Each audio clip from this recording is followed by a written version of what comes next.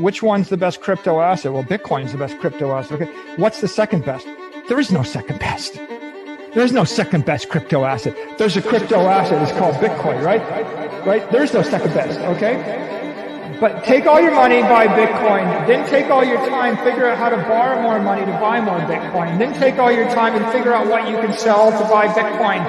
And if you absolutely love the thing that you don't want to sell it, go mortgage your house and buy Bitcoin with it. And if you've got a business that you love because your family works for the business, it's in your family for 37 years, and you can't bear to sell it, mortgage it, finance it, and convert the proceeds into the hardest money on earth, which is Bitcoin.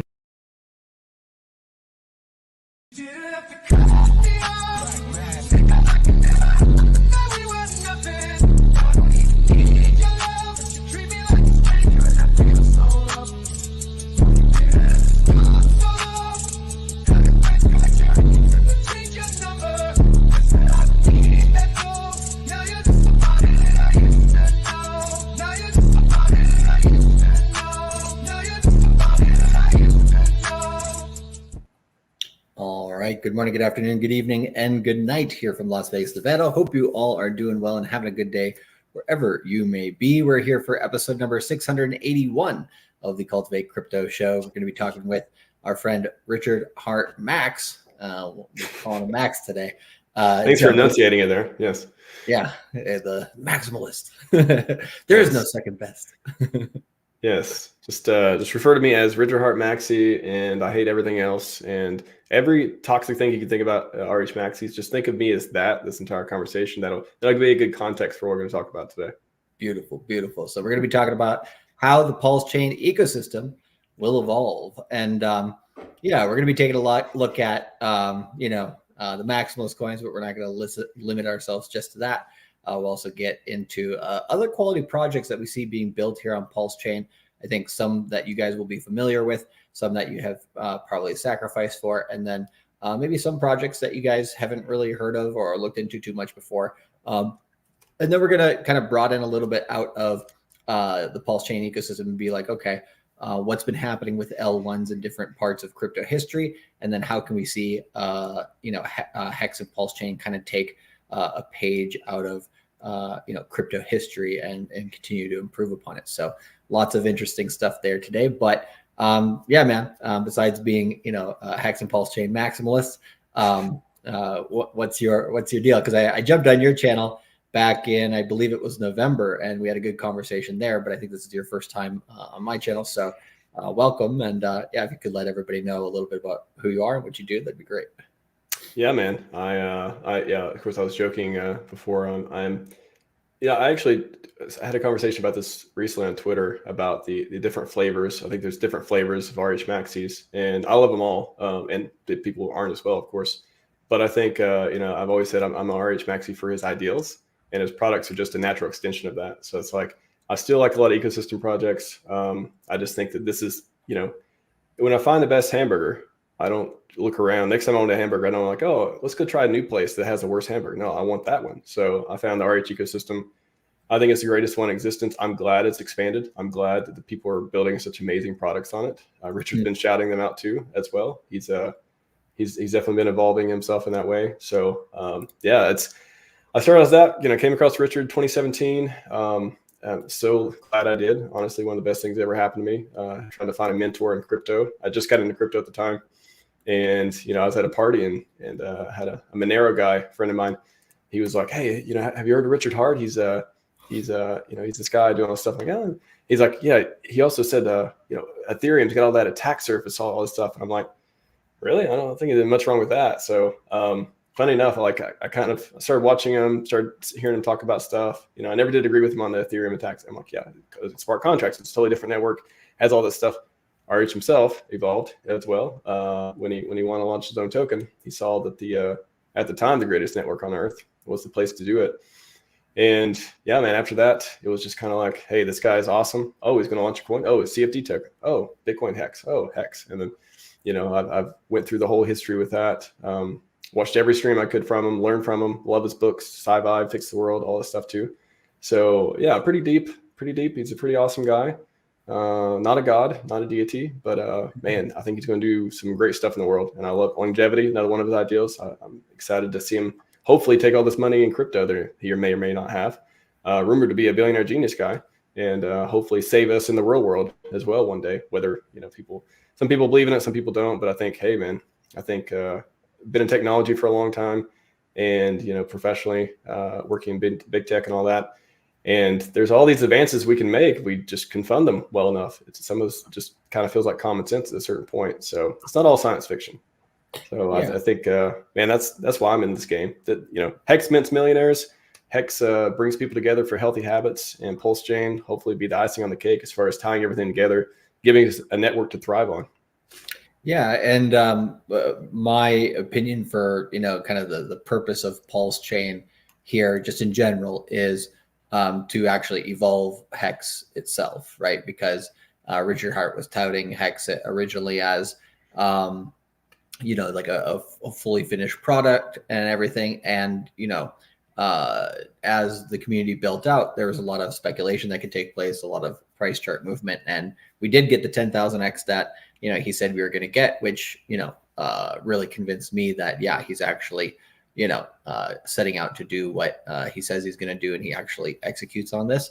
But in terms of what do you call it, just what we see with PulseChain, by the time we got just before we got the sacrifice phases announced for PulseChain and the project was actually announced, Hex had gotten a little bit stale at that point because we had all of the first 1 or 2 year events up to that point that everything was intended for Hex. So there was like, well, what's next? What's the next thing to look forward to? And we know, with Ethereum, all of these upgrades, and Bitcoin's even doing it now too. Bitcoin was for a while just kind of, we don't need to change anything. And then it's like, well, but if we don't, they figure out they're starting to get left behind. So you have this kind of clash of maximalists for Bitcoin now, being like, well, we don't want change. And then someone being like, we have to build on this as a platform in order to keep it moving and stuff like that. So I kind of see PulseChain, when it did get announced, it kind of re-energized Hex. And I think it is partially the reason why Hex got to that 10,000x. And it's that evolution of the Richard Hart ecosystem is now something that can go totally decentralized, in the sense of the community taking over control and adding whatever their flavor is to either the coding side or the education side, or building different projects and stuff like that. So I think PulseChain's, like with Hex, it was my best performing position of the last bull market. So I don't see why not to roll those profits into the PulseChain launch and everything. So even though it took a while for PulseChain to launch, just generally speaking, now it's starting to build its own economy, which is great. Yeah, and people hate on Bitcoin Maxis a lot too, and to me, it's like everyone, to them, they're the radical ones. They're the ones who are getting they're here for the 2 or 3x. They're here for the let's say maybe technology, personal freedom, all that stuff too. But they're here to make money too. I mean, I imagine a lot of them, and they're laughing at the people in the stock market. They're laughing at people who buy bonds, all that. So it's not this like good versus evil, right versus wrong type of thing. It's like, hey, what do you value? What are you in it for? Go do that thing, like whatever that is, and do it with integrity. Like that. That's the cool part about crypto in general. Right. Well, which leads me to kind of one of the websites that you launched in terms of GoRealDeFi.com. I like the name because that is the reason why I'm in Pulse and this ecosystem, right? Because I do think it is going to help DeFi actually get better. And Richard's case versus the SEC, he's going to make the case for code is speech, and I think that's just as important for Bitcoin as it is for PulseChain, as it is for Hex, as it is for Ethereum. But there's a lot of people out there that still look at him as a negative figure because they don't understand what he's doing. They just kind of are like, they look at him and like, oh, I don't like that guy. And it's like, it's stupid to me. It's like, do you guys hate making money? Like, that's kind of what I see from some of the broader. He twerked once. Scammer. He twerked once and took a picture. On a pole, maybe more than once. Yeah, he might have done it a few times, but yeah. You get the gist. Oh, it's. I think it's funny you bring that up too. That's such a, people had to make websites to help onboard people into the ecosystem after the hardcore decentralization. That's how much it's decentralized. Like I never even thought about it in that way. Like literally, it is so decentralized. It is the community had to, not just me, the other people making websites and stuff too, but the community had to step up and make sure people can still buy the stuff, use the apps, make it as easy as possible, and not go click somewhere else, not go click on a dog picture, cat picture, or whatever somewhere, and just go get away from it. So that's like a testament to, man, how we are real DeFi. Yeah, 100%. So we'll be getting into that today as well. Some reckless speculation on the chart side too. So as we do, but let's take a quick look at the chat and see what's going on here with the Moon Gang today. So let me scroll up, and we got our number one Moon Ganger in the chat today, DeWasted, jumping in here, laughing at those gains. Pulse is ripping it now, which is great to see.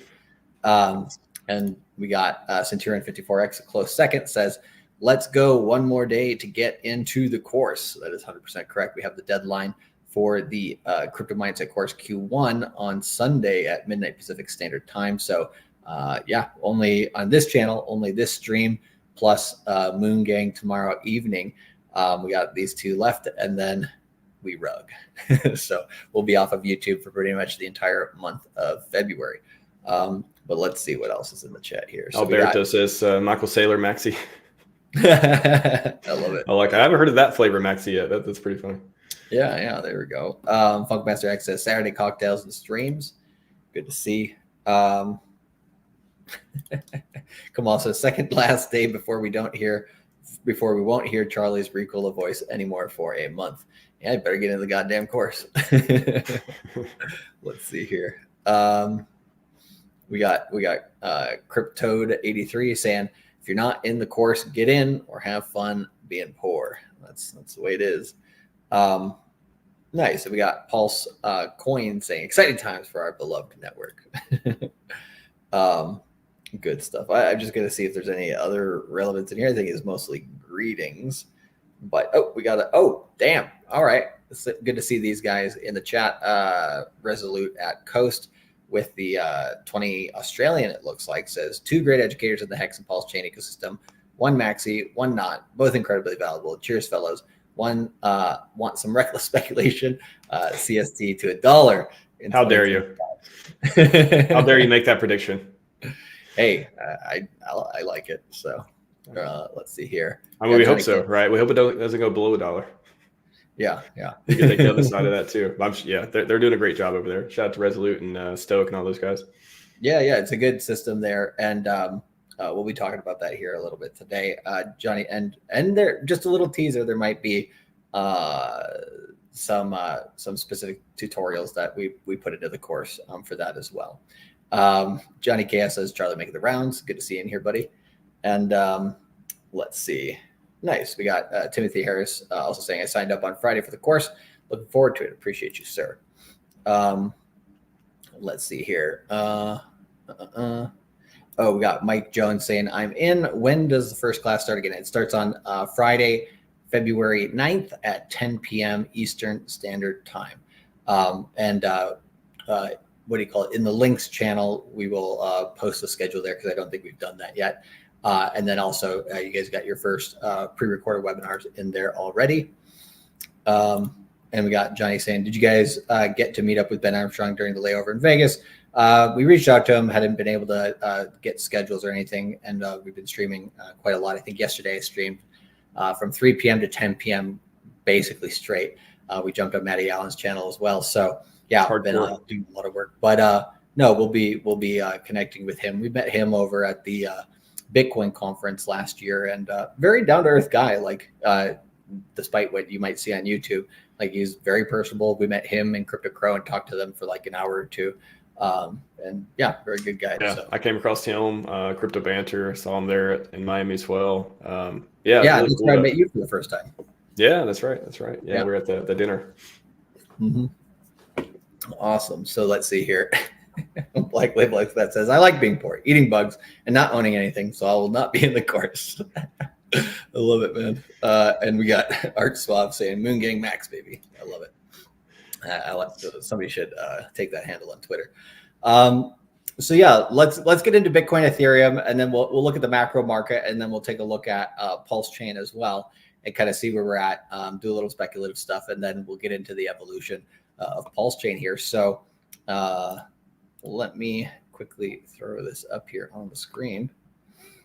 Oh, actually, just before we do, kind of good question here from Dahila says, 14 years old here, have $50. What to buy? Don't want to miss out on Q1 prices. I don't know. It depends on what you have, right? But if you don't have any PulseChain yet, I would recommend trying to get some. The first move generally for a lot of people is grabbing some Ethereum so that they can move around in the DeFi space. So yeah, and then on top of that, I would say, if you're 14 years old, you know, there's a lot of, depending on where you live, right? If you're in the winter somewhere, there's a lot of shoveling you can do, you know, mowing lawns, doing different work for people, go knocking on doors and finding, you know, some side income things that you can get, is pretty much what I would recommend. I remember when I was 14, I was in Boy Scouts, and I was selling, you know, popcorn and different things door to door to raise money for that. So, you know, it's something that, you know, you have to kind of get out of your comfort zone a little bit, but, you know, I think all your neighbors and people around you probably support you on that. So that'd be a good way to, you know, cultivate some more hex. Yeah. I mean, there's definitely, like, no matter if you're young, a teenager or otherwise, I think a lot of us probably remember, yeah, you just want to sell stuff. You want to make stuff. You want to try to make money services, you know, go around, hey, you know, if you're skilled at something, or hey, you just want to cut somebody's grass, like, you can, if you want it, you can do this stuff. You can put it together, and you can make the money you need to get what you want. 100%. We got Westcott joining us here today. We're rich. I love it. So, and Only Perez says, will the Telegram still be active during the course? Yeah, the Telegram will be especially active during the course, because that's where we'll be interacting outside of the Zoom calls with you guys. And the Telegram never deactivates. I think we've done 12 courses now. All 12 course Telegrams are still alive. So we never take that away from you guys. You guys can continue to network. And you always have the recordings of the live webinars as well. So throughout the rest of this year, you'll be able to continue, doing space repetition on what you have studied. All right. So good stuff. All right, we'll get into a few other questions a little bit later, but let's jump into the charts and see what is moving today. So just give me a second here. Sir, I will still there be green candles? Yeah, there are green candles, which is great. But just before we do, a word from your sponsor, me, myself, and I, and Dollar Cost Crypto. Come over here to cultivatecrypto.com/shop. If you come to the main website, it'll look like this. Greeting you to the next Crypto Mindset course, Q1 2024. Jump into the shop, then click Crypto Mindset, and you'll see this page here where you can, for one cool fee of $9.98, you'll be able to jump into the Crypto Mindset course, press Add to Cart, pay with GPay. You can pay by PayPal as well as Apple Pay. If you add to cart, that'll be just a regular credit card or debit card. And if you want to pay in crypto, either Bitcoin or Ethereum, unfortunately, Coinbase Commerce, I don't believe, supports PulseChain yet. But you can jump into this link here, and you'll get 15% off for a cool price here of $848.30. If you come over to that link, you just put in a bit of your information here, your email address and your phone number, so that we can contact you in order to get you into the Telegram chat. After you do purchase the course, within 24 hours, you will get the links into your email. So make sure that you have our email address here, charlie@cultivatecrypto.com, whitelisted on your page. So just a quick word from your local sponsor, because we don't take sponsorships here from, you know, different channels and stuff like that. So anyways, looking at Bitcoin, just looking at the macro market here and what's moving. We did have a full 5-wave sequence here from September 11th to January 11th. So we are in this corrective phase, which I believe we have the A wave completed here. We're currently bouncing up pretty well into a potential B wave that I think in the next maybe 1 week, we might get kind of a little bit of a local peak here towards, I believe, this level of about $45,000 for Bitcoin, kind of hugging the bottom of this trend line a bit before potentially rolling back down. Now, the main question here, in my opinion, is if we essentially have a high sometime before day 23, seeing is how the most recent 60-day cycle low, and I will put the arrow there, seeing as how the most recent 60-day cycle low was here on January 23rd, then if we get a 23-day high or shorter, then basically February 15th or earlier, if we peak out here at 45 and then we start turning down again, then I do believe we have lower possibilities here towards the 0.618 retracement level, maybe up to holding up at 0.55. But in this area of $34,000 to $36,000, we have the potential to dump down there. And so what does that mean for projects like PulseChain and other altcoins? Well, if we take a look at our 20-week moving average, this is generally if Bitcoin is above the 20-week moving average, which is the red line right here, then the altcoins can run no problem. But once we kind of dip below there, then you start seeing altcoins bleed a little bit. So that's down at $37,000 at the moment.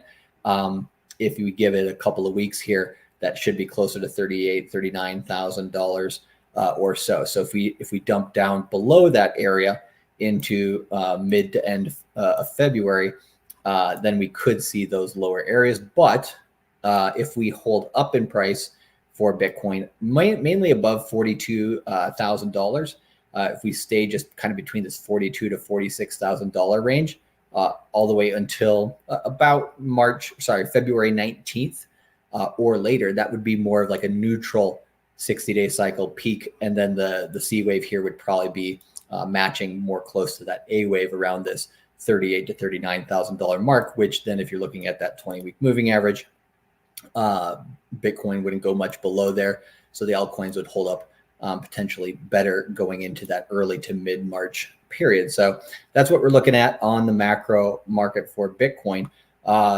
In terms of from your side, Max, like how do you kind of feel about the current market? I know you look at market in different ways and stuff like that too, but just looking at, Bitcoin and Ethereum, like kind of how do you view either the current market or just price action of Bitcoin and ETH in general? Yeah, I don't do TA, but I can talk more about the just sentiment stuff too. Yeah. I haven't seen this many people excited and this much ability to buy, for example, Bitcoin, at least right now. There's rumblings of Ethereum ETF and stuff as well. Maybe this year, maybe next year, whenever. I know somebody's like, if it happens this year, sell it all, baby, sell it all, like that. I think it's too good. That could be a sell the news event type of thing. No idea, right. But I think this just people. I still haven't heard. I got a few friends who are no coiners. I still haven't heard them come and start asking me, "Hey, what was that thing you were telling me? What's that Hex thing you were telling me about? Like, what do you think about Bitcoin right now? Like that kind of thing."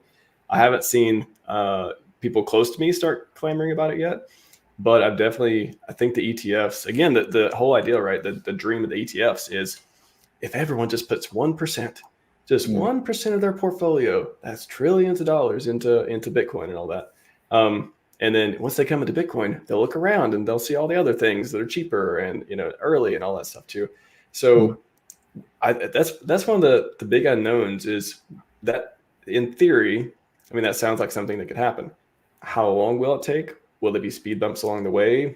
Regulation stuff coming up? Will it be good regulation? Will it be bad regulation if it happens at all? But I think I've been pleasantly surprised with, I think we've all been beaten down so much in the bear market where you're kind of just like anything good that happens, you're kind of shocked, right? You're like, oh, well, that's cool. It's gonna, don't get happy yet. Don't get to keep leveled, keep measured.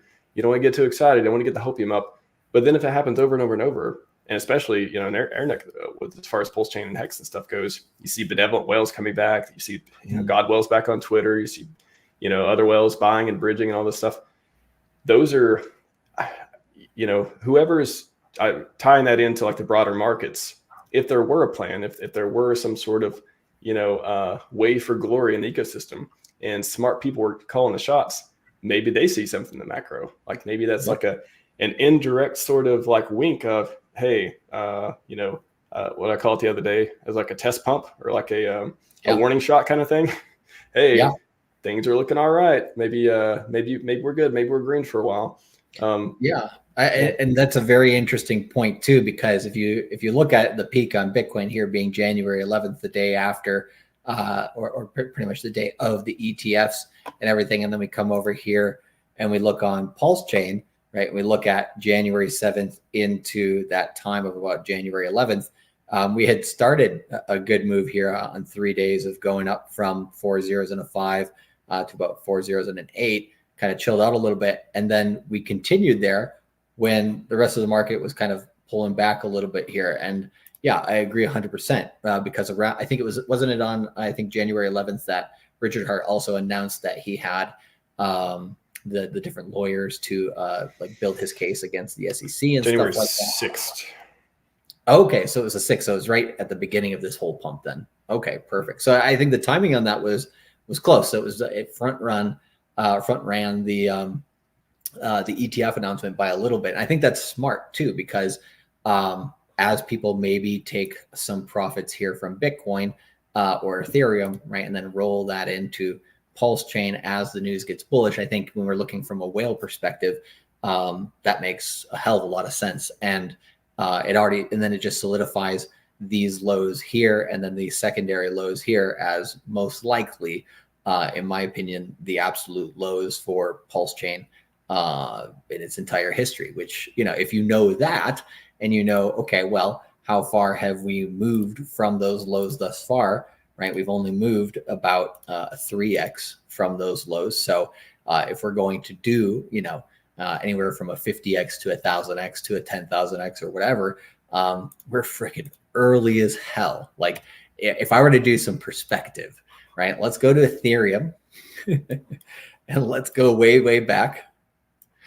And let's go here to October of 2015. Okay. And then in terms of the data here on the chart, and then I'm going to take a look at here. Okay. What price was Ethereum at a 250% increase? All right. $1.50. So, I'm not saying that's the. I remember Ethereum at like $8. It's crazy. We can't think in exponentials. We can only think linear. It's really incredible for anyone to even be able in this game who survives and makes money in it, because you have to think differently. Yet you can't think human nature. Yeah, 100%. And it's the same thing as like how the internet grew, how AI will come about, how crypto has come about.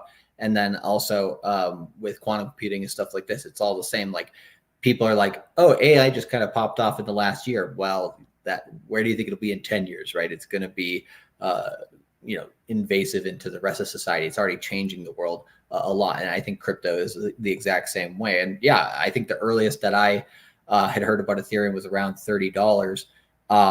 And then, I didn't get into it until around here in May of 2017 at 90. I thought I was late. And, by that I was late. But, this went up to $1,400, and it was like 2 months after I got into Ethereum, where it was around this part here, where it came up to $400 really quickly after that. That's where I went to my first Bitcoin meetup, actually, and Vitalik Buterin was speaking at the time. Nice. I didn't know anything about what was going on, but it made me super bullish and, made this last move here just very, very profitable. And then during the bear market, when all this price was coming back below the areas that I had bought in, or back to the areas I'd bought in actually at about $90. And so that made me be like, oh yeah, I remember when I bought Ethereum at $90. Now it's $80 to $100 again. Shit, maybe I should buy some more, right? And so and then the cycle continued, right? And I think we have this type of road ahead of us, if not potentially better in the PulseChain community. But I like to give the analogy too that it's kind of like if you think of primitive humans, where we have this instinct that we don't want to do something unless we see other people being successful at it. Correct. And investing in crypto and stuff like that, we all know that's the top, right? You're at the top, or at least not the bottom. So it's kind of like you're seeing, in markets and stuff, I feel like so many people get in this trap of, you tell them about any coin and they're like, oh, it's probably, it's doing well. Oh, it's probably too high right now. I'll wait till it goes down. Right. Or, oh, here's a good entry price. Oh, it's probably just going to keep going down. I don't want to buy, the loser coin, all this stuff. It doesn't look very good. I always like that. It doesn't look very good. Like, what does that even mean? And so it's like we want to see people eat the apple before we eat the apple. We want to see everyone else eat the apple from the tree, or at least one or two people eat it and then not die. And then, okay, maybe we'll get in later. But what if all the apples are gone? What if the tree stops producing? Like that's it. And there is obviously risk. And we talked about, mentioned earlier, Bitcoin, a lot of people are in it. They don't care. They want that 2 or 3x. They just want to outperform the stock market. They want to outperform that. That's their risk profile. Totally fine. And then there's people who have higher aspirations. They want the 10,000x. They want the 100x. They want all this stuff. And you place your bets accordingly. Yeah. And here, I mean, when you look at percentage terms, it's like, what? Right. We had, it looks like here about a 335% increase. 335,000% increase. Yeah, I gotta make sure to add the 1,000 on there. But yeah, it's just a massive growth in Ethereum at the time.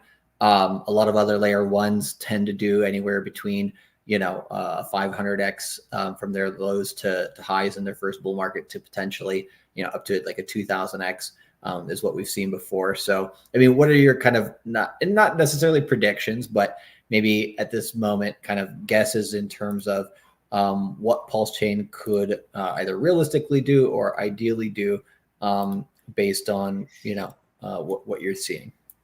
Yeah, I mean, I don't like to give predictions or specifics or obviously financial advice or anything, but I think hashtag not financial advice for sure.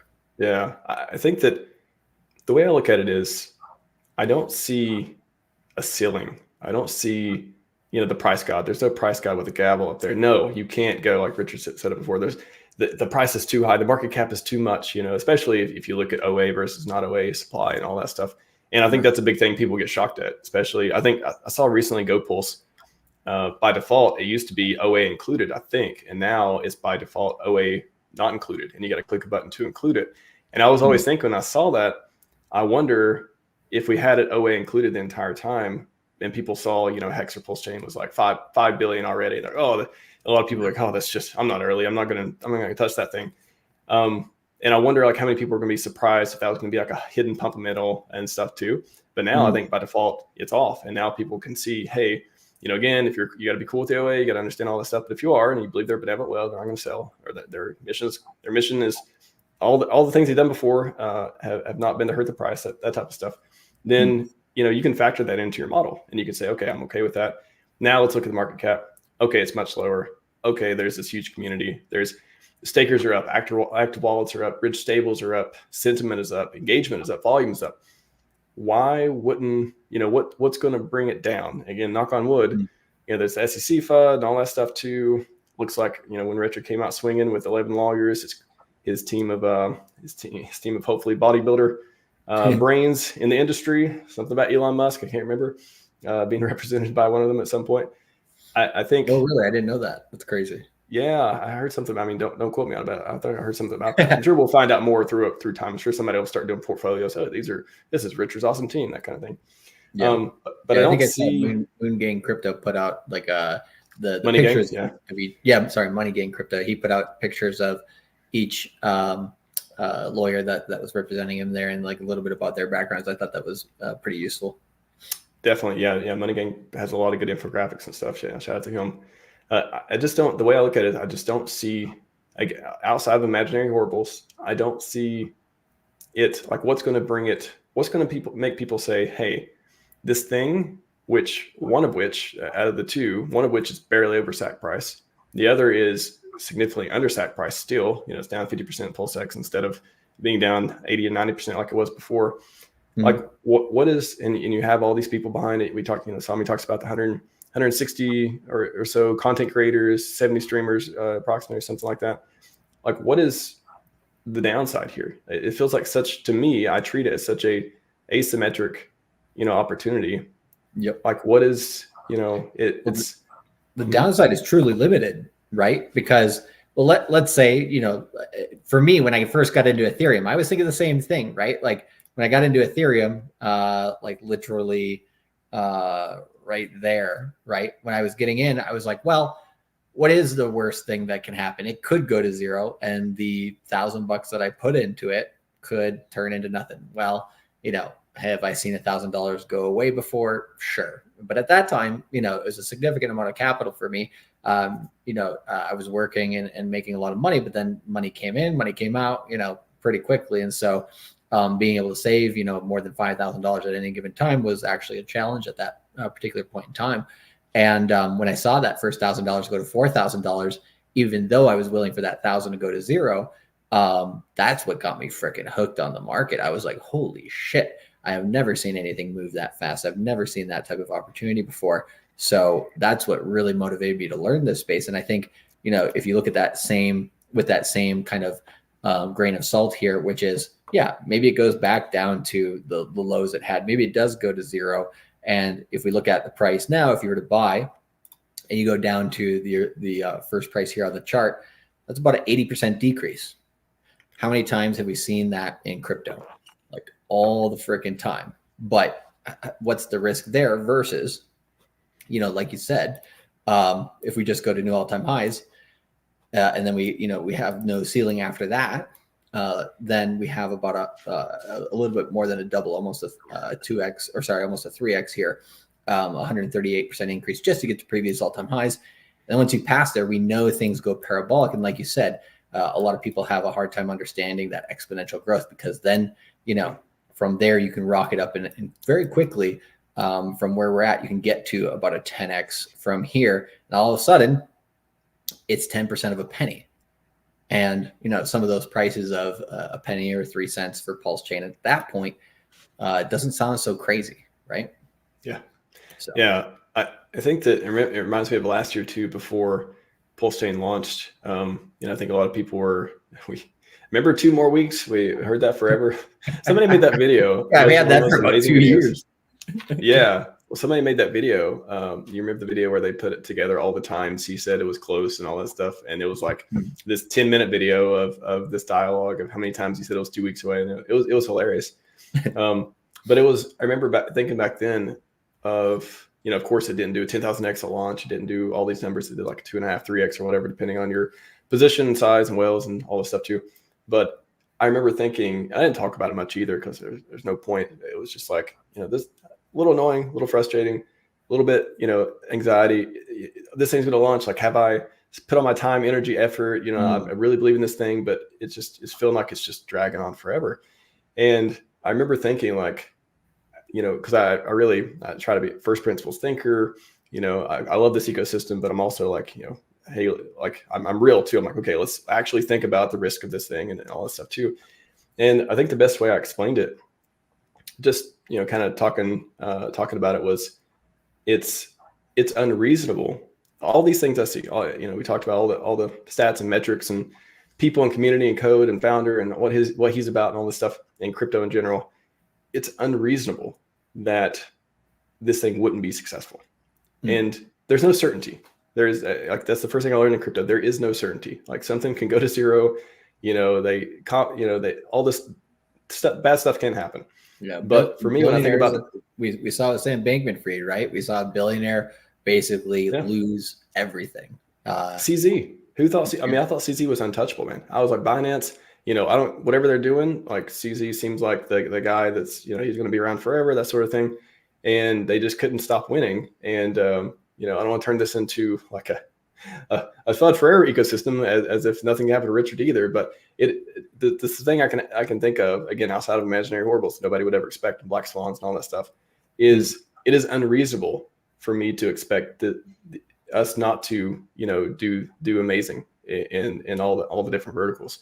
So once I kind of hung on to that, it sounds almost like a coping mechanism, but I think it's more of just a rational way of identifying where you're at, what you're doing, and what you not your expectations, but how to believe in something with data.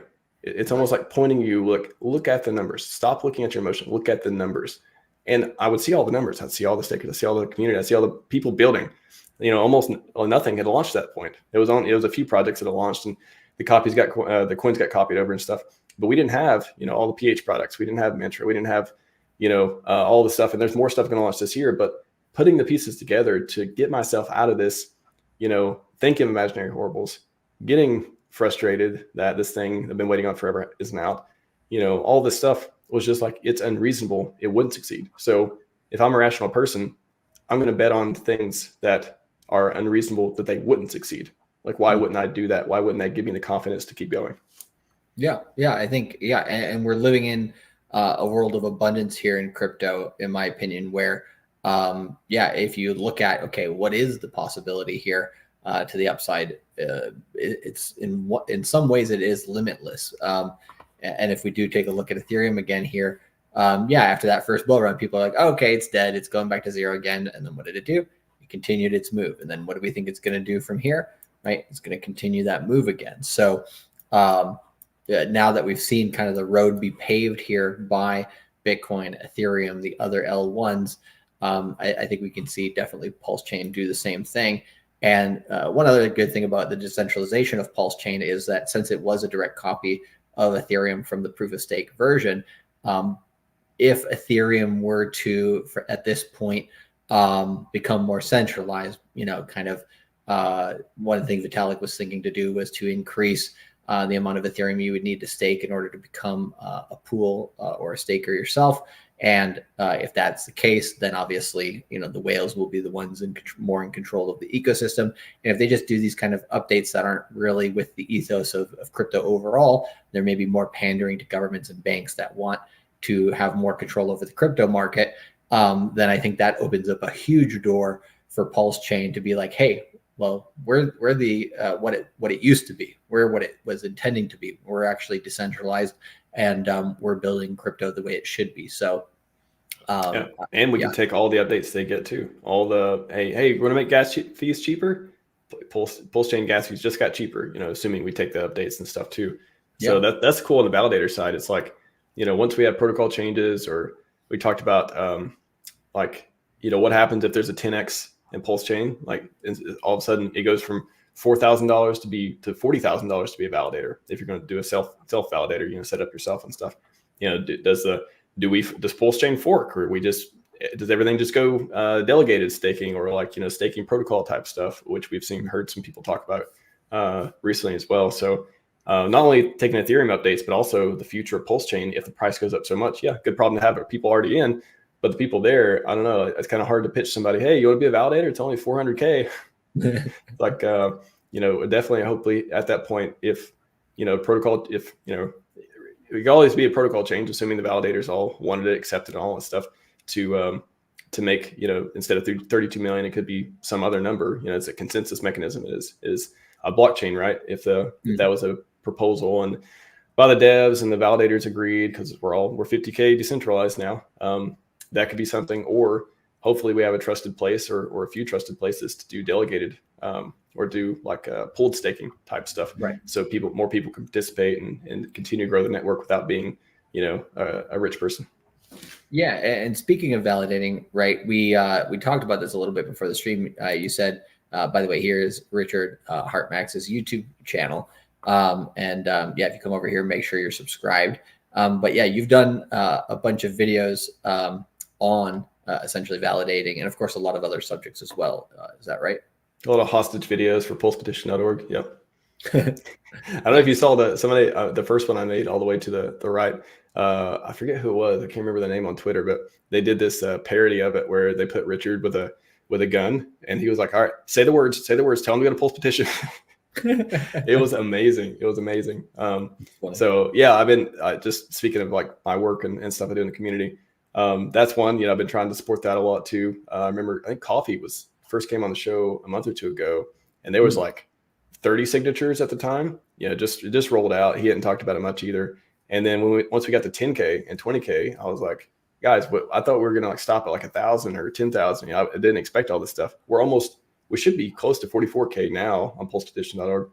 And I don't know what happens. I don't know what the magic number is to send the amicus brief in to the judge to make sure crypto stays free and can help us out with the case and stuff too for Richard Hex and all that. But that's something that I've been trying to support a lot recently. And I was telling you in the green room, it's funny when I started interacting with the community, because I've been around forever. I was just very passive. I didn't have Twitter, not an account. I interacted with people. I didn't start streaming till almost a couple of years ago, but I've been around, before Hex and all that. But when I first came in, I was more like, oh, I was just like, how can I provide utility? Like, I'm going to make content, I'm going to do streaming, but like, what else can I do? Oh, I can do security. Like I can, I do that as a security professional. So how can I apply that, help people in crypto, do different stuff with security? And then when validating came along, I was just fascinated with it. Oh my gosh, like this is a new thing. I love technology. Like, let me learn how to do this. And that's when, I started doing all the AMAs. I wrote the validator scripts that a lot of people seem to like. I started just really going deep into that. And so that I could have that whole validator stuff, like to make it easy as possible to become a PulseChain validator. But now Go Real DeFi came along after we made a switch from onboarding was fairly okay and easy to onboarding. You need to know what IPFS is, and you got to click this extra link, and you got to not be freaked out by the URL. And I was like, okay, we traded decentralization or better onboarding for more decentralization. Again, that's a trade-off. Nothing wrong with it. But now the community can step up, myself and others, and create resources and websites and stuff like Go Real DeFi to just give you a button. You want to go to Hex app, click the Hex app. You want to go to the bridge, you click the bridge app. And I spent a lot of time, again, my security background, I spent a lot of time into making sure users can verify it for themselves. Like, you don't really have to trust me like this. Yeah, you click verify hash, you can see if everything's okay. You can, I've made so much content, so many videos, so many tweets about it. Yeah. If you look at the end of each one, if it says status and status okay, means all the hashes match, all that stuff. I went, again, above and beyond to be like, honestly, I don't think it was necessary, but I didn't want anyone to have any criticism of, oh, is this thing secure? It's like, right. If you understand tech, or if you don't, send someone who does. I haven't heard a practical explanation of why it wouldn't be safe to use the site, because I put so much work into making sure the users can verify the stuff for themselves, and all that stuff too. So that's something I wanted to give back to the community. Now, a lot of people know me for Go Real DeFi. Yeah, I'll definitely throw that link in the chat there, because I think that's extremely useful for a lot of people, because a lot of people are asking like, oh, how do I get into what do you call it? PulseChain. Like, I want to buy some. And like that's the first thing like everybody's asking, right? And so having a verifiable place to be able to go and do that is absolutely necessary. So well, that's what it kind of started with, was, okay, give everyone buttons, and I'll make it really easy and secure and all that stuff. And then I was like, okay, well, when new people come here, not just for the community, but when new people don't know anything about PulseChain, like, what if people send them there? What else can it do? I just want to put like, okay, buy. If you want to buy Hex, like, here's the best place I know to buy Hex. Click the link. Here, buy PulseChain, buy PulseX. If you want to learn about it, instead of sending everyone, I can send them my playlist, and I have all these. I made this playlist of onboarding that show you like everything you want to do in PulseChain. Instead of sending them that, I can just send them to Go Real DeFi and say, click the learn to earn, and then click PulseChain, and it'll give you the PulseChain onboarding list of all the videos and produced or otherwise made and stuff. They can teach you how to do all the stuff in the ecosystem. So I just really, and we shifted decentralization, and I was compelled to be like, okay, I can do this. Like, I have the energy, I have the time, I have the resources, I can make this better. And then, yeah, that's just kind of what I do. I see something, I go into it, and hopefully make an impact and help people. Awesome. And then what type of security is it that you do? A lot of different throughout the years, but I mean, it's basically information security, computer security. So I did a ton of content on just like how not to get hacked, like how the VPNs versus proxies, and just like what is Windows. Like, I always tell people, like, if you're using Windows, it's like you're driving down the bad street.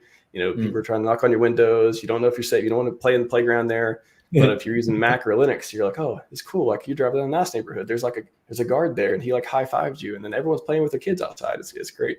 So I did a ton of content on trying to tell people, at least my perspective as a security professional throughout the years, of what I found useful and what I think works, and hardware wallets and stuff like that too, of course. But we got plenty of people talk about that. I try to keep it, just stuff that a lot of people may not talk about or have the experience to do, kind of the inside information on what I think is effective for security.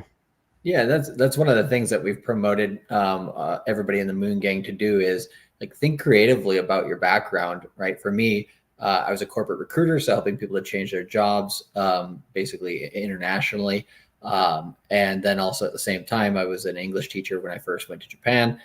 So I have the experience of teaching as well as sales, marketing, helping companies to grow. So I was like, well, I love this crypto thing. I'm freaking obsessed with it. I know how to make a product or service, and I know how to build a company and stuff like this. Then I also know how to educate people. So I'm going to take all three of those things that seem totally not connected, and I'm just going to bring them all together here. And that's how I'm going to develop what I can do for the crypto community. And then when Hex came out, I wasn't necessarily the what do you call it, the first one to jump on the bandwagon, because I got a lot of bad information from the traditional crypto side. And something in me told me, a lot of people in crypto don't give good information off the bat, especially like the mainstream crypto, like news channels and stuff like this. They tend to be very biased towards like Bitcoin maximalists and stuff like this. So then I started listening to dollar cost crypto a little bit more, because we were doing Moon Gang at the very early days. And then I bought some Hex in case I was wrong. And then I went on to Discord Syndicate and said, tell me why I'm wrong. I wanted to learn about Hex. And then, everything, in the last 3 years then has been focused on, basically flipping that narrative and being like, hey, I need to basically tell people about this opportunity as much as possible, because even though, the wider crypto community might be like, oh, you guys are all the black sheep of crypto or whatever. Instead, I think it doesn't really matter what other people think. What matters is what's your result, and my result was Hex did the biggest gain that I've had in the last bull market. So why wouldn't you talk about PulseChain? Why wouldn't you talk about the evolution of this stuff? Because it will actually help a ton of people. And I think I talked because you're in a cult, bro. Yeah, right. Like, and can you speak to that a little bit for yourself too? Like how you kind of felt about that? Yeah, it's always funny when I again, I'm this in my Twitter bio, first principles thinker. So I'm not the cult member type, if there is a type for that type of thing. I just, but when people say it, I don't even get offended. I just think, okay, if being loyal to a brand and telling people about something that has literally changed so many other people's lives. I did a poll on Twitter the other day. How many people paid off their mortgage or their parents' mortgage with Hex before?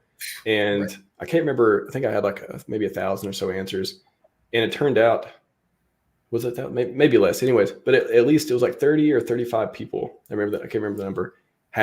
Who saw the poll, who answered it. Hopefully, honestly, I assume had paid off either their mortgage or their parents' mortgage with past Hex gains. What other ecosystem can you see that does stuff like that? Like, that's one specific question for just a few people who follow me, I assume, that answered it. And you can just imagine, like, that number probably explodes if you really polled everyone who's ever participated in the ecosystem. And that's just one vertical, paying off your mortgage. Maybe it's you quit your job. Maybe it's you retired early. Maybe it's, all these other things that you can do to improve your life.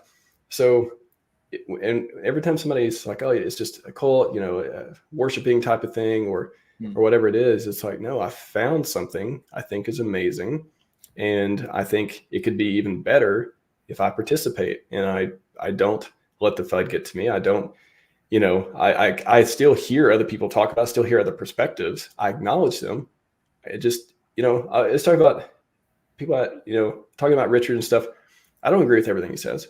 I don't agree with every single ideal he ever had either. There's plenty of things he talked about. And I'm like, oh, no, I don't know about that, or that's not really my thing. But it doesn't matter. I agree with him on most things. And I agree with the path that he's trying to take himself and this community. And that's all that matters. So if that's a cult, if you call that a cult, I think you call many things a cult. Oh, yeah. And it just doesn't mean much after that. Yeah, we like to put the cult and cultivate crypto, Moon Gang cult. There you go. Yeah. There you go. Yeah, it's all drinking the Kool-Aid. That's all it is, right? But it just doesn't mean anything anymore. It's like calling something a scam. It just doesn't. When you call everything a scam, it doesn't mean a scam anymore. When you call people who are passionate and are loyal to a brand cult members or whatever, it's just kind of I can't take it seriously. That kind of thing. Right. Okay.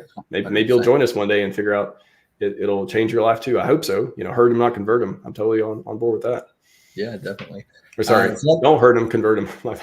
Said that backwards. Yeah. Okay. Yeah, that's what I meant. I hadn't heard that phrase before. But yeah, let's jump into kind of the evolution here of the ecosystem beyond just the Richard Hart backed tokens and go into some of what's going on here. And Yeah, I like this. We got Hex Ed 369 saying, wise words here, just following a man who's proven to know what he's doing. Yeah, I like that. People like Elon Musk, a cult member too. It's like, I don't get it. Right. It's kind of weird. The Tesla cult. It's a real thing. It actually sounds like a real thing, but it sounds kind of cool too. So yeah, let's jump into that and see, okay, what are some of the projects out here that we've been looking at, and what do we like about them? What do we see going on and stuff? And just before we do that, again, another word from your sponsor here, me, myself, and I, Dollar Cost Crypto. We have to tell you guys this, make sure you understand. We're coming into the Crypto Mindset course Q1 here. Like we said before, you can jump in here. I'll pull up the schedule maybe a little bit later, but we will do several webinars here focused on the PulseChain ecosystem, as well as doing some validating on there if that's something that you wanted to get into, or at least understanding, what do validators do and how does that work on this chain. And then you can take that same information or part of that information and go over to other blockchains and just kind of understand how things work, even if you're not going to be a validator yourself. There's a lot of different things that we're going to be talking about in the course. So definitely valuable to jump in there. But I was going to refer to this tweet here that we were discussing before, which is, we're talking about the maximalism. So of course, we're looking at the blue chips here of the PulseChain ecosystem, being the Richard Hart backed token, the PulseX, Hex, and Inc here. So Hex being both PulseChain Hex as well as Ethereum Hex. So that's understandable. Then you have several other projects and tools listed here. I don't know if you want to kind of explain what your thinking is here with this tweet, but yeah, I thought this was a good for people who have maybe just entered the ecosystem. It was a good angle on understanding, okay, there's a lot of pretty solid projects that have already been built. For sure. Yeah. Actually, I think this tweet came about because, on the channel, I see people shilling different coins and, the meme coin of the week in the chat all the time. And I'm like, I get tired of saying, please lower your shilling. Please shill less of things that I am not interested in, or you don't know that I like specifically, or I've talked about on the channel or whatever. So I'm like, okay, I'm just going to wrate the list, and I'm just going to be like, here's the stuff I talked about on the channel that I really like. And it doesn't contain everything. It doesn't have Mentor on there. It doesn't have a few other ones that I think are interesting and good for the ecosystem stuff as well. But I want to come up with a list of, okay. And literally I post this tweet into stream sometime of like, please limit shilling. And if you're interested in what I would be okay with you shilling, here's a list of things just so you don't get, the warning shot or the mute button for a few minutes or something timed out. So yeah, this is a list. These are just projects that I think, I did a lot of content before on like how I evaluate different stuff on PulseChain and related to Hex and otherwise. So I think, I kind of mentioned there too, positive feedback loop. I like stuff like that. I like stuff that has utility, that has obvious onboarding, that, isn't zero sum, isn't like, people have built on it so long, it'll be harder to rug, at least, not rug proof, but rug resilient, or, a lot of things would have to happen for this thing to go away and people to lose money.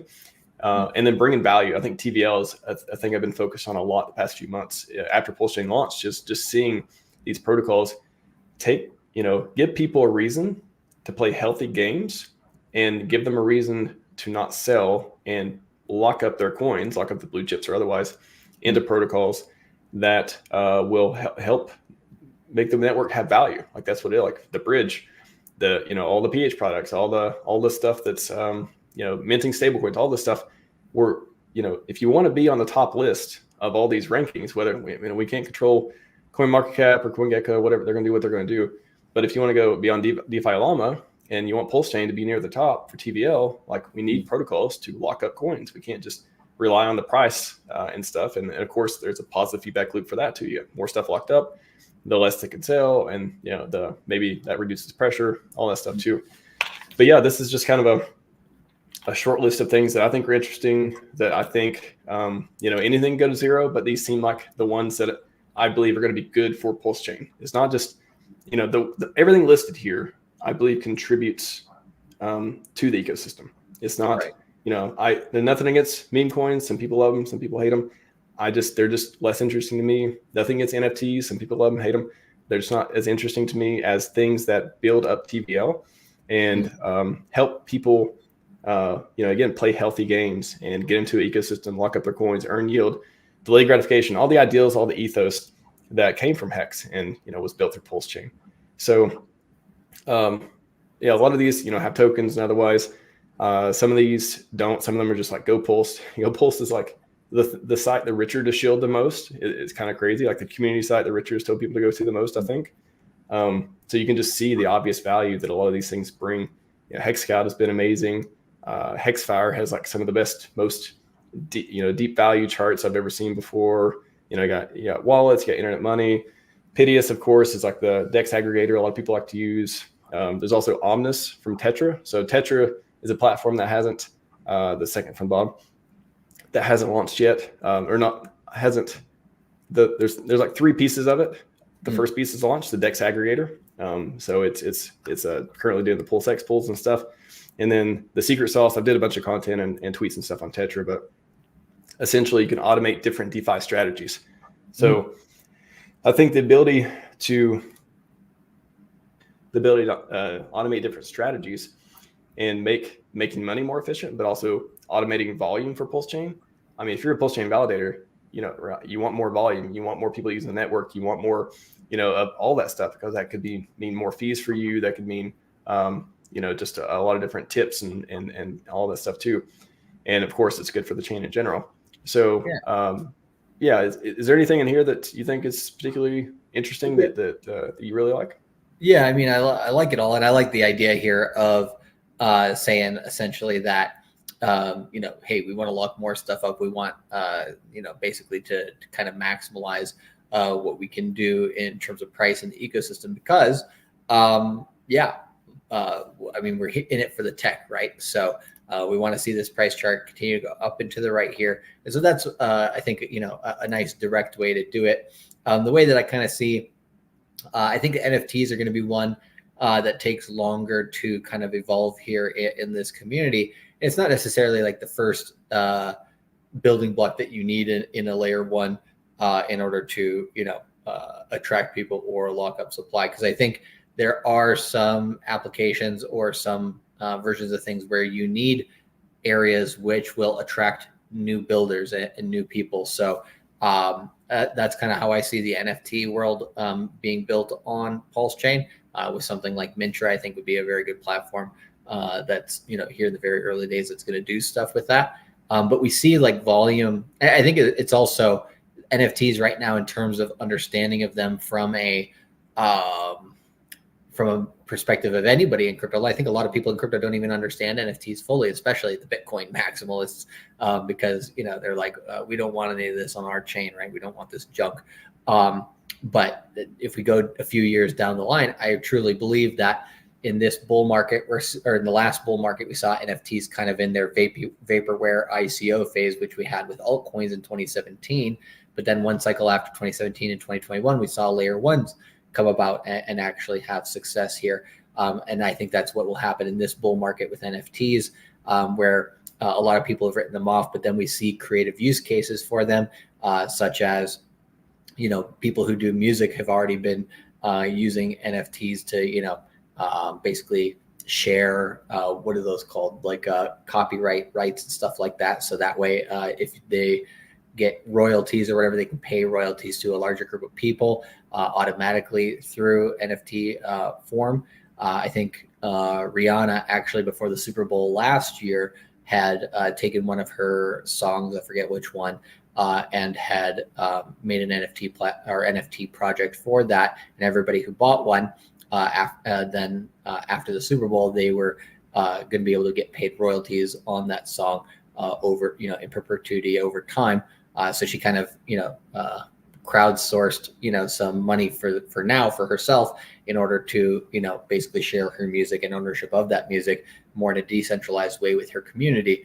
We saw Gary V do the same thing with his VCon. He had sold 5 years of tickets at once for the first event, and then it went well because he had like Shaq, Ava Longoria, I think it was what's his name, Snoop Dogg, and a bunch of these other famous people come and speak at his event. And since it was successful, then the resale market on the tickets, which were basically given out as NFTs, the resale value on those went up in ETH and in dollars because everybody's looking forward to that next year's event. So when we start seeing actual utility and use cases for NFTs like that, that's where I see NFTs actually showing the value, not JPEGs, basically out here. So, and I think that's going to take a while for PulseChain to develop that on its platform here, but that will introduce a lot of new people who I think there's some people who really get into NFTs because they're all about branding. They're all about, art and,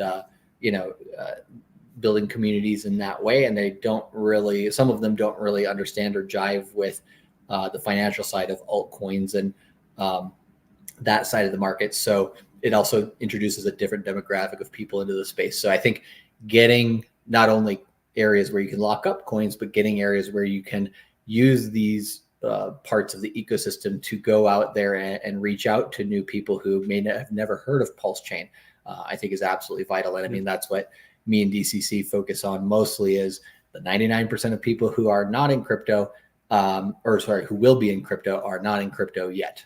And so, that reach out and growing the community, I think is also invaluable. And that's another way to make sure that the chart goes up and to the right. So I think there's, many ways to do that. I think I'm kind of surprised that we haven't seen as many, utility with NFTs yet. Cause I keep waiting, like, when a concert ticket's going to be NFTs, when is it going to be like a standard thing where people use it to do something, like, to definition technology is doing more with less. So right.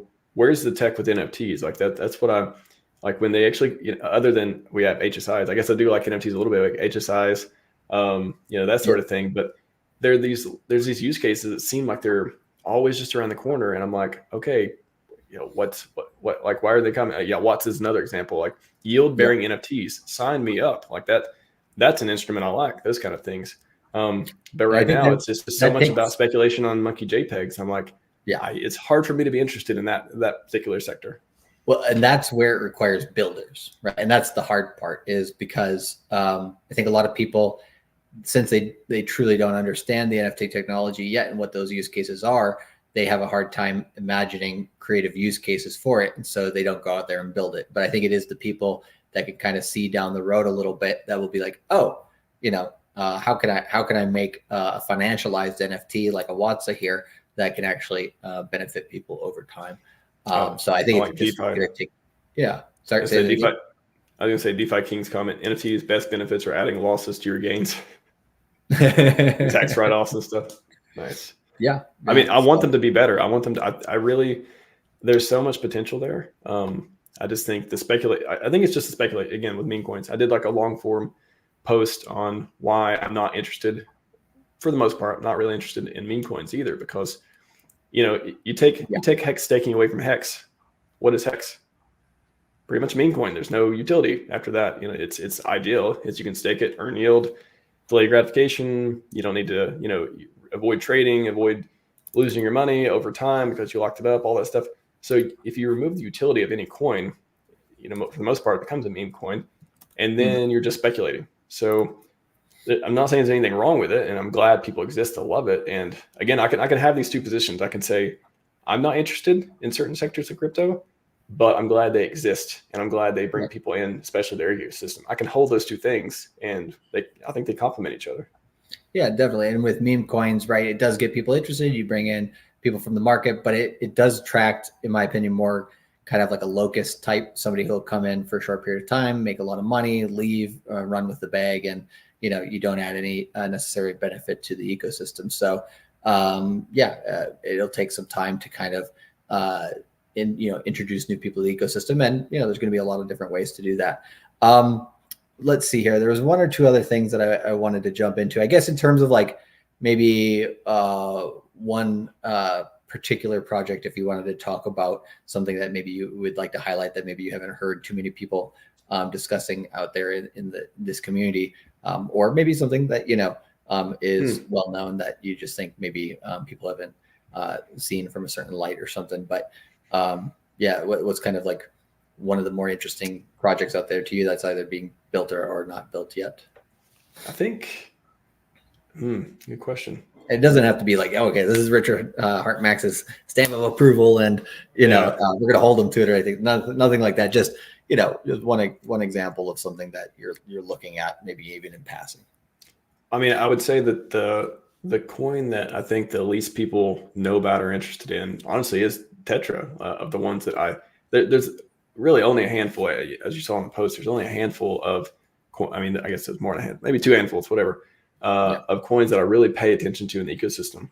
And I did a whole post on the game theory of Tetra and stuff too. And that's when I had to kind of come around. I'm like, okay, DeFi automation, why does this make sense? Oh, you stake it, you earn fees, all this stuff. Okay, but what is the model? Like, is it revenue sharing? What is this thing about? So I think, and funny enough, Somi recently did a video. He's been doing a lottery ticket series, and he put it in a lottery ticket category, which to me is like, I've been following it for a few months now, and I know the team really well. They've been on the show a million times, and to me, it's just it's one of those. There's certain pieces that are not there. It's not. I think with projects like that, with Tetra, for example, they're kind of hard to approach from the average crypto person, even in an ecosystem where there's a lot of people, a lot of smart people, because they're not a meme coin. They're not this simple, tangible, thing for you to understand. They're this, okay, there's this ecosystem where they're going to be these, there's going to be these strategies you can deploy, and it's super DeFi related. You can like automate your hex staking and automatically sell the yield and turn into something. It's all these moving pieces to it too. So funny enough, like those coins and Somi talked about in the video too, it's like, it's one of those things where it's hard to get excited about because there's a learning curve.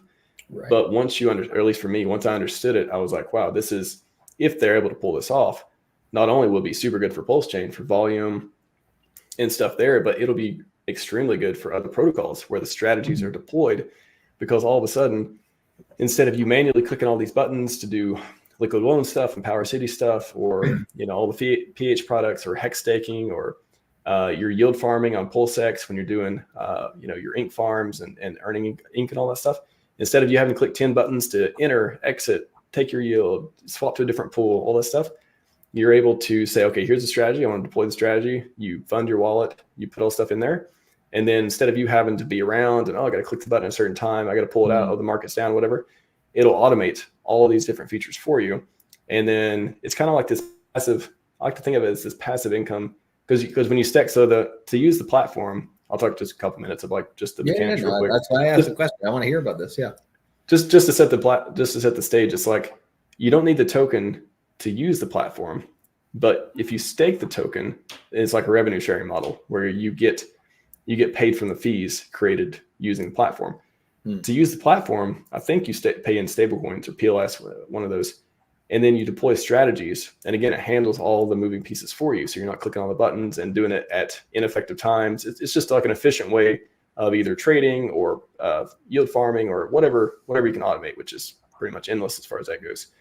So not only does it save time and effort and make you more efficient in whatever strategy you're deploying with whatever capital, again, it's using all these different protocols that are connected to it. So it's creating volume for them. It's creating, if they have a buy and burn with PulseX, it's like all that stuff too. So for a fundamental piece, for a platform to be a fundamental piece in volume creation and earning, the token holders earning fees from the success of it, like a revenue sharing model. You can even automate passive income. Oh, I'm gonna earn so much, I'm gonna turn it stable, and then maybe they connect it with Coast with CST's model or something. Automatically, you get paid every month. It just goes in your bank account. Your whatever yield you make for that month. Like all these different possibilities, super cool. Haven't launched yet. They've only launched the Omnis aggregator, which is pretty awesome. Actually, it has limit orders that use the PulseX pools. So 9-inch has limit orders, but I believe they just use the 9x pools. But Omnis uses the PulseX pools. So you can set limit orders, ratio trade with it. Yeah, let me put it in the chat. Okay. Omnis.tetra. I haven't heard of that one yet. Yeah.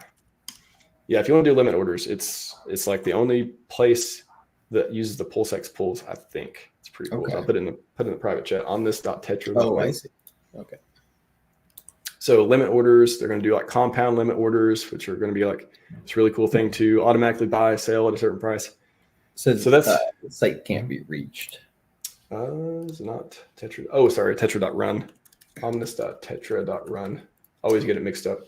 Oh, okay. All these domains, it's like, man, I tweeted the other day too. I tweeted .win and was like, crap. I clicked on it, didn't work. And like, oh, it's .run.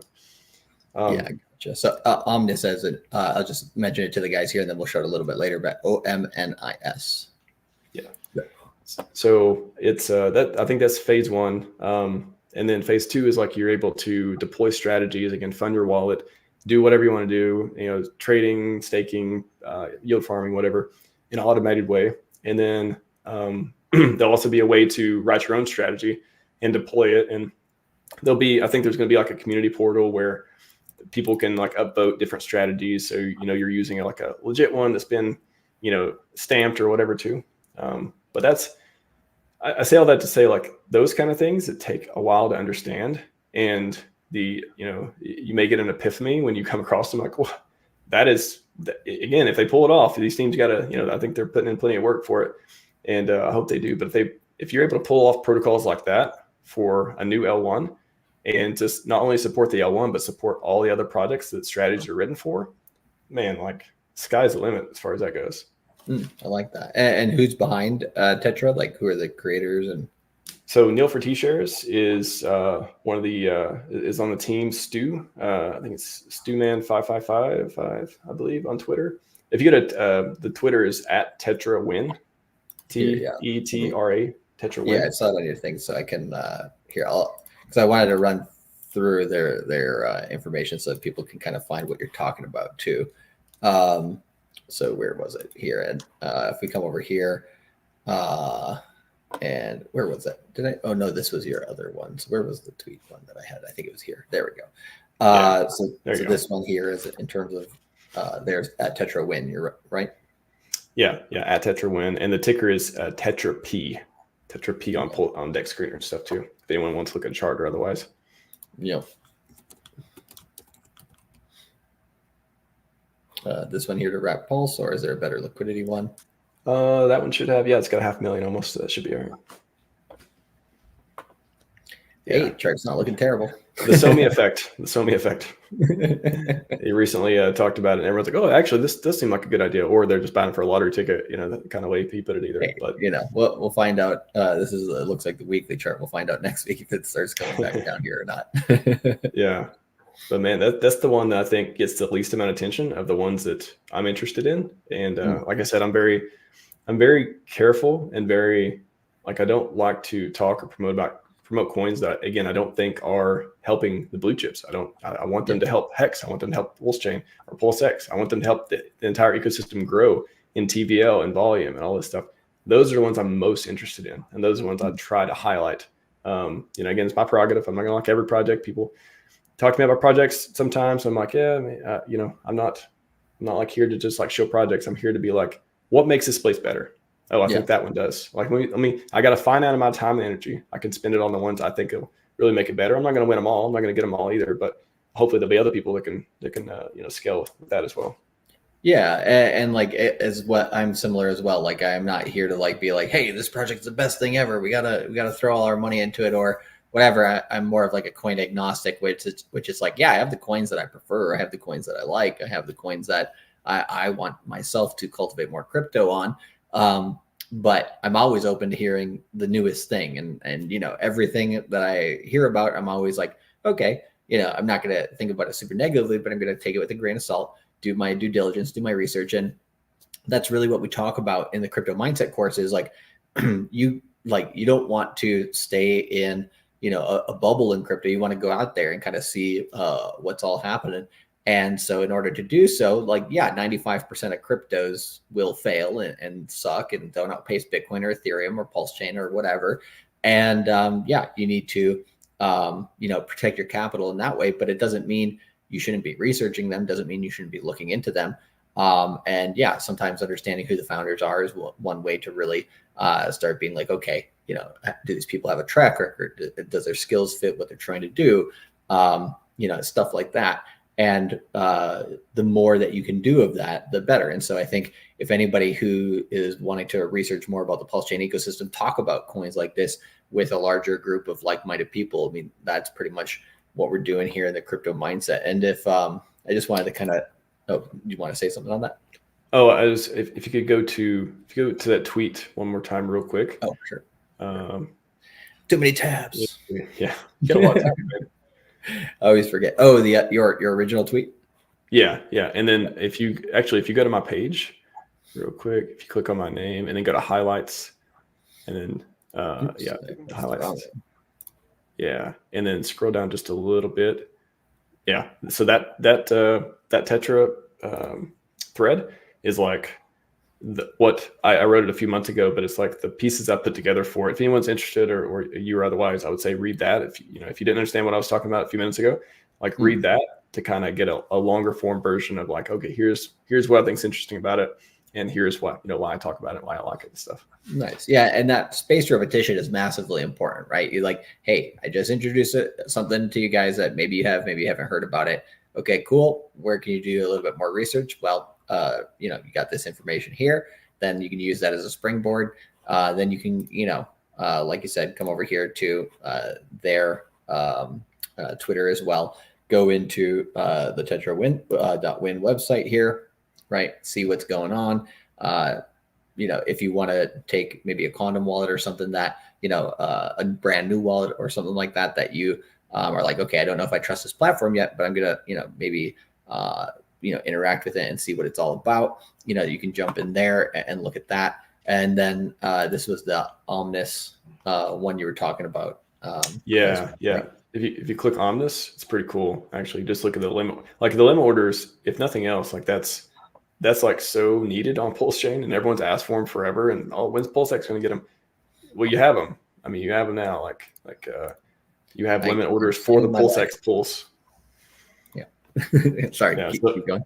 I was just going to say, so in this, like I did videos, and you can search RHMax limit orders or Omnis or Tetra and all that stuff too. But essentially, it's like, okay, if you think PulseX is going to go down, and you have DAI or you have some stable coin or whatever, you can just literally say to them, hey, I think it's going to go to this price. I want a 10% discount. You drag the little green thing across. It'll set a limit order for you, and it'll fill the order if it goes down.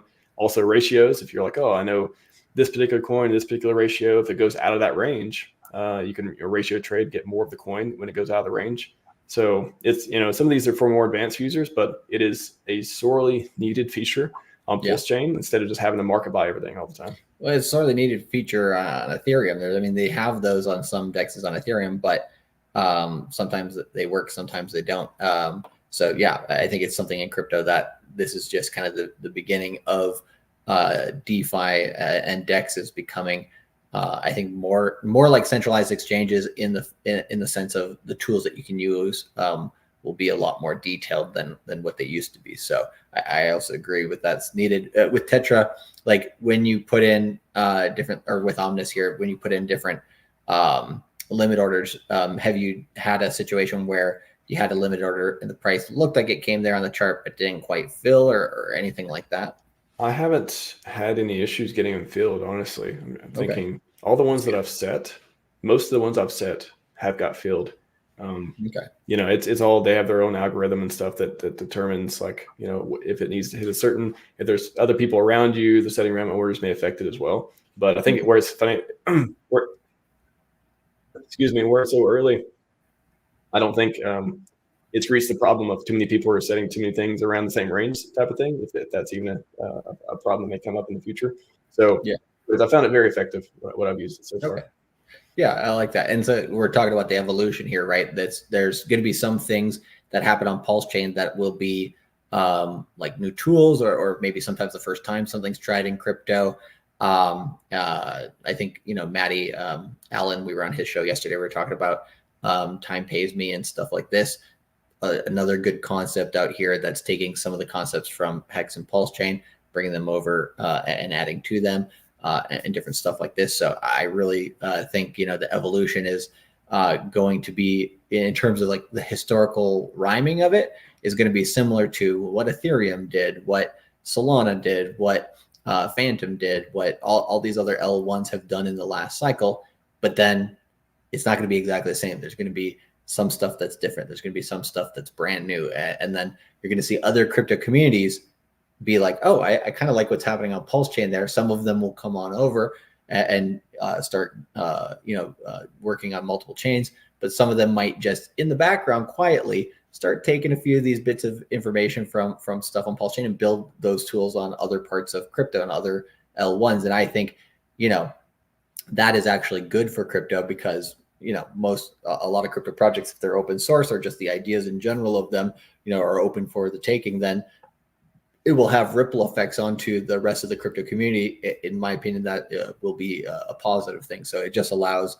more people to get creative with crypto. But yeah, go ahead. It's almost like someone looked at Ethereum and saw what they liked about it and what products were cool there. Like a whole community did that, and they built it so people could be early, and there'd be new whales, and there'd be improved products. It's almost like we're going through that. Yeah, it's almost like that. So one of the last things I want to take a look at here is some of the PulseChain charts here with some of the on-chain data. This one here is apex.win, talking about specific PulseChain charts as it comes to active wallets. This is a great way to kind of see, how active the community is here. And you can see here since about late November, right, we've seen a nice increase on that, as well as how many wallets are active daily. You can see it that way, daily transactions that are done on chain. This is interesting because when you take a look at the dates here, September 9th and September 18th, and then here on January 15th, if you do look at the PulseChain chart, if you go back to September 9th, that area, a lot of activity there at the bottom, right? And then when you take a look at what was the other date on that, the other date here was, and so this is a lot of transactions were happening at that time, helped create some of the bottom. And then you see here transactions on January 15th, right? If we go back and look at the PulseChain chart on the week that January 15th was, there was some profit taking during that time. But the thing that you see here on the chart just recently, that candle got a big wick on it, and basically a lot of selling happened. But then the next week, when we did have that red candle, the exact opposite happened. We got a big wick there to the downside that showed that, okay, price is starting to level off here right around this same area that it had dumped from before. And so it's creating that area of support, that next base that it can kind of jump up here and try to challenge those previous all-time highs. So, it's cool to see some bits of the on-chain data here and be like, okay, what's useful for being bullish in general here, right? On the platform in terms of growth here, but then also what can you use from this data that might be somewhat correlated to what's happening with price. And so you can use that information. And this is just really, really basic on-chain information, but I think that's just being on-chain literate, understanding what some of those things mean is important for people, because I think there's some people that are like, I'm not a chart guy, I'm not an on-chain data guy, I'm not a fundamental guy, or they stick to one too much and they don't really overlap those bits of information that kind of help them to fully understand everything. You don't need to be an expert in everything in crypto because that's impossible, but I think you do need to broaden your horizons and learn those things as well. Yeah, I think websites like this really help you zoom out and really, if you're ever feeling like, oh, it's a red day, I'm sad or something, if you go to some of these charts and look, you're like, the numbers keep going up. So maybe there's something here, that kind of thing. They're very informative. If you scroll down to the supply, the one thing that a lot of people don't talk about either, PulseChain was net deflationary. You see in the beginning, the yellow drop downs there, the daily supply change, because there was so much volume, I think, during there too. It's this one of the fundamentals that, if we're able to get a lot of volume, if we're able to get anywhere close to, I don't know the exact numbers, but if we're able to grow the network where the volume is so great, like it was when we're just trending like crazy on all the top volume for the L1s and stuff during the launch period, and a little bit after that, they're going to be burning. There's going to be more PLS burning, and it could become net deflationary over time or for a period of time. And that's something that you can only see when you're looking at charts like this. Yep, exactly. And so, those bird's eye views are really important, and helps people to continue, having confidence in the ecosystem. So yeah, just another quick word here. Come over to cultivatecrypto.com/shop. We're going to be talking about these subjects and much more in the crypto mindset course. So come here to cultivatecrypto.com/shop. Jump into the crypto mindset course here for Q1. It will close tomorrow at midnight Pacific Standard Time. So jump in while the getting's good. It's almost gone. And we have over 450 people who've already jumped into the crypto mindset course. I have a feeling here that we're going to get over 500 people here pretty damn soon. So yeah, it's going to be a hell of a time. It's going to be a fun time. So jump in and, have fun owning everything and being happy. And look, we got a wild DCC jumping in here as well for the end of this chat. But how are you doing, man? I think you're muted. Yeah. Yep. I don't know. It keeps auto muting me for some reason. But yeah, wonderful. There we go. Got shadow muted. Yeah. But yeah, how's your afternoon going? Not too shabby. Not too shabby. Just speaking the good word, help DMing people, answering questions. Perfect. Beautiful. I love it. And yeah, we were talking about validating a little bit with RH Max because he's put out, I think, what you said, like 30 videos on validating and stuff. I have 30. The last AMA I did with Gamma made episode 33 of PulseChain Validator AMA. Yeah. Nice. Yeah. Nice. And so, yeah, you want to speak a little bit, Miguel, to kind of like PulseChain in terms of the webinars we're going to do in the crypto mindset course and maybe a little bit about the validating that we're looking at there. Sure. I just really believe the Hex and PulseChain ecosystem is going to go to zero. So yeah, we're going to be talking about Hex. I'm going to give you a little bit of a history breakdown, best ways to use Hex, stake Hex, and kind of give different examples in terms of how hyper committed you are in terms of getting t-shirts versus kind of a minimum amount of t-shirts you should try to have depending on the bag size you have. From there, we're going to start going into how to be able to jump into the PulseChain ecosystem, how to buy PulseChain the most effectively, as well as we're going to talk a little bit about some on and off ramps in terms of like Coast and stuff like that as well. Go.pulse.com as well and stuff like that in terms of websites that you could use to onboard. But the way I like to teach it is you got to do it the way grandma and grandpa did it. That's the old way, right? You got to bridge in, and that's the best way too, because you have to learn how to use this stuff. It really is really important. And this is something that this is a very newbie question. I wish I had this thing so I could instantly onboard. Like I would, no. If there's like a lot of times you got to figure out this is when there's the opportunity when it's not on big exchanges. When it's not on the big exchanges, you have to work a little harder for it. Guess what? That means there's a lot of returns left in it. A lot of returns left in it. Now, some of these services are really great services, especially starting off and just to get some PulseChain on the chain, of course. But still, it's the best way is to, especially if you're onboarding a very large amount of capital, you need to be onboarding that way anyway, through bridging. From there, we're going to go over all the top coins, give everyone a breakdown of the Richard Hart, I guess, Infinity Gauntlet and kind of future projects. I still believe he's going to come out with the Richard Hart wallet. I think that's still on the docket. And so that's the 6th Infinity Stone still missing. And then just much more. We're going to go over the ecosystem. We're going to go over all the top other dexes and ways to borrow and lend on there. Leverage trade, why it might be a terrible idea to do so, but still go over it and just go over all the projects. And then, I'm going to give a breakdown of like what's going on in this shitcoin ecosystem in PulseChain, which is a shitcoin ecosystem. Beautiful. So, and we also have the webinar of Don't Get Wrecked here on the proper date of February 13th for you guys, so that you understand what he was saying there about making sure you don't over leverage yourself as well. So get in and yeah, enjoy for sure. But we were just about to finish the stream here. So, but we definitely appreciate you jumping in on here. Let's see here. Yeah, I can see, man. Yeah, I'll see you both soon. Yeah, see you both. Yeah, we'll see you in person again, which will be great at the PulseChain Tours event. That's I think March 9th, right? 6th through 9th. 6th through 9th, which makes no sense whatsoever. I don't know why they chose those dates. It's crazy. Yeah, it makes no zero sense. Literally the third month. The third month, you get that part too. Yeah, 369. 369. Yeah, I love it. 369. Damn, she fine. And we got Crypto Chronic in the chat saying W stream, by the way. Appreciate you all. So yeah, we'll be back here tomorrow for Moon Gang at what time are we doing that at the normal 7 time? Yeah, I think we're gonna do it at the normal time. If there's any change to the schedule, we'll tweet it out. We might push it back an hour earlier, possibly as well. But once that's over, you guys, that's the last stream, and that's it. Then we run for the rest of February, essentially. So, thanks again, RHMax, for jumping on here. Where can people follow you for more information reliably?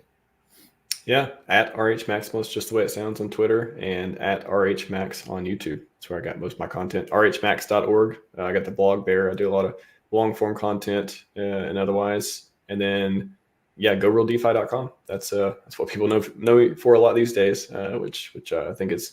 I use it myself all the time. I love it. I think it's a good tool. So a lot of people seem to agree too. Awesome. I'll make sure those links are in the description below. And then also, for the YouTube at RHMax, that's in the title here for you guys. So if you just basically copy that or click that onto YouTube, then you'll be right there in that spot. So perfect, guys. Appreciate you. And we have Jonathan Sparks, being a smart man here, saying just bought the course.